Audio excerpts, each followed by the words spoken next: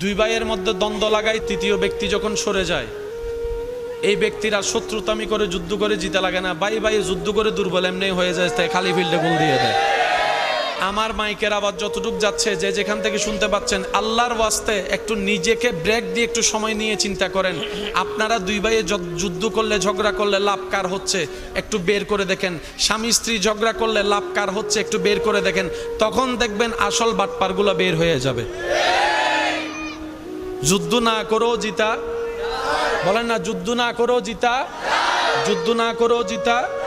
সব সময় যুদ্ধ অস্ত্র দিয়ে হয় না, কিছু কিছু যুদ্ধ বিতর্কতভাবেও হয়। এগুলার জন্য তো মুসলমানের প্রস্তুত থাকতে হবে। এবার বলেন, যুদ্ধ করার জন্য শারীরিক শক্তির পাশাপাশি ঈমানি শক্তির দরকার আছে না নাই? আল্লাহ আমাদেরকে যে ঈমান দিয়েছেন সেই ঈমানের যত্ন নেওয়ার দরকার আছে না নাই? এবার কোনো মানুষ যখন গানের দিকে আসক্ত হয়ে যায়, ঈমানটা আস্তে আস্তে দুর্বল হয়ে যায়, নাচের দিকে